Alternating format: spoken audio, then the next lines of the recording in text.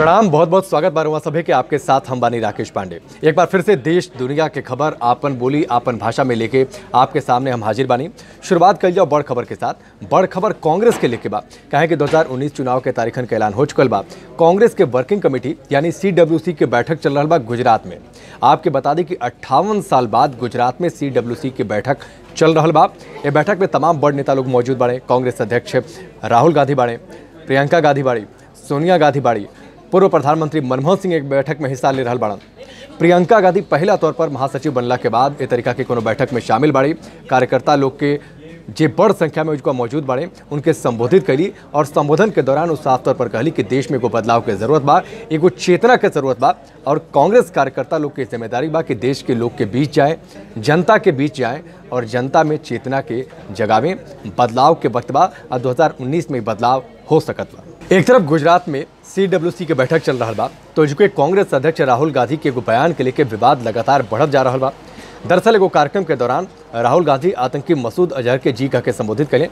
उनकर भाषण में कभी मसूद अजहर कह के संबोधित कैले, कभी मसूद अजहर जी कह के संबोधित कैले। अब चुनावी मौसम बा ऐसे में बीजेपी के बैठावल एगो मुद्दा मिल गई। बीजेपी की ओर से जबरदस्त तरीका से कांग्रेस पर हमला बोलल जा रहा बा। सोशल मीडिया में उनकर ये बात के लेके प्रचारित कल जा रहा बा। हालांकि कांग्रेस भी बहुत ज़्यादा ये बयान पर पीछे हटे के तैयार नहीं थे और भाजपा के नेता लोग के पुरान भाषण के जिक्र करके बीजेपी पर जवाबी हमला भी कांग्रेस की ओर से बोलल गई बा। चुनावी मौसम में वार पलटवार बहुत तेज हो जा रहा बा।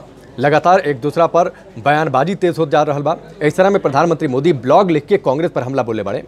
ये ब्लॉग के जरिए प्रधानमंत्री मोदी कांग्रेस के संस्कृति के लेके जबरदस्त तरीके से हमला बोले।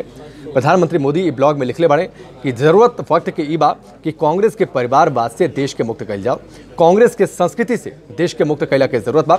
और ये आपके बता दें कि लगातार चुनावी भाषण में प्रधानमंत्री मोदी कांग्रेस के परिवारवाद पर हमला बोलने बाड़े। आपके याद हुई कि चुनावी भाषण में या फिर संसद के अंदर लगातार कांग्रेस के परिवारवाद के वो नामदार कह के संबोधित करेलें। राहुल गांधी पर हमला बोले समय नामदार शब्द के प्रधानमंत्री मोदी बार बार इस्तेमाल करेलें। अगला खबर अयोध्या विवाद के लेके बा। अयोध्या विवाद के मद्देनजर काल अहम दिन बा, कहे कि मध्यस्थता समिति के अहम बैठक काल होके वाला बा। सभी पक्षकार समेत और वकील समेत कुल 25 को प्रतिनिधि मिलकर बैठिए, बातचीत करिए, बातचीत के जरिए रास्ता निकाले की कोशिश करिए कैसे विवाद के हल कइल जा सकेला। आपको बता दें कि सुप्रीम कोर्ट पिछला सुनवाई में एगो मध्यस्थता पैनल के नियुक्ति कैलस।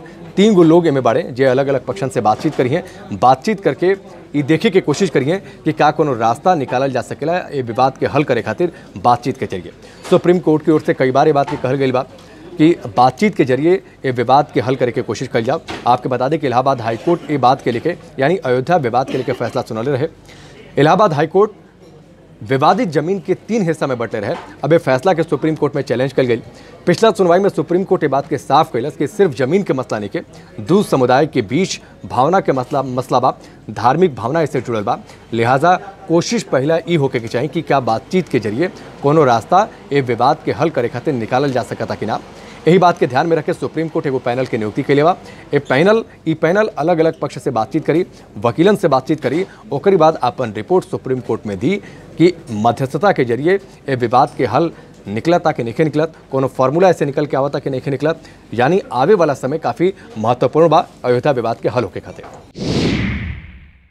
तरफ कांग्रेस गुजरात में बैठक कर रहा बा। CWC के बैठक 58 साल बाद हो रहा बा। ओजुके महाराष्ट्र में कांग्रेस के बड़ झटका लगल बा। दरअसल कांग्रेस के वरिष्ठ नेता और ये महाराष्ट्र विधानसभा में जो विपक्ष के नेता बने राधा कृष्ण विखे पाटिल, उनकर बेटा सुजय विखे पाटिल बीजेपी में शामिल हो गए बड़े। खुद महाराष्ट्र के मुख्यमंत्री देवेंद्र फडणवीस मौजूद रहे जब सुजय विखे पाटिल भारतीय जनता पार्टी के सदस्यता लिए। अभी बदलाव ऐसे महत्वपूर्ण बा कहे कि राधा कृष्ण विखे पाटिल की ओर से लगातार ये बात की कोशिश होत रहा, उनकर आग्रह रहा कि शरद पवार के जोन पार्टी बा राष्ट्रीय क्रांति पार्टी, अहमदनगर लोकसभा की सीट उनका बेटा खातिर छोड़ दिया जाओ, कोनो उम्मीदवार उनका ओर से ना खड़ा कल जाओ। लेकिन शरद पवार ये बात के ना मन ले। अब सुजय विखे पाटिल बीजेपी में शामिल हो गए बने और ये मानल ई जा सकता या मानल ई जा रहा बा कि अब बीजेपी की ओर से उनके टिकट मिल सकेला अहमदनगर लोकसभा सीट से। अब समझिए कि सीट महत्वपूर्ण भी बा, कहे कि महत्वपूर्ण ऐसे बा कि सुजय विखे पाटिल के अहमदनगर में अच्छा पकड़ बा। यानी जाहिर सी बात बा चुनावी समीकरण भारतीय जनता पार्टी के पक्ष में इस सीट में बदल सकेला, रुख पलट सकेला, उनकर बीजेपी में शामिल होकर। चलिए आज खातिर बस इतना ही, लेकिन फिर हम आपके सामने हाजिर होकर देश दुनिया के और ही खबर लेके आपकी बोली आपकी भाषा में।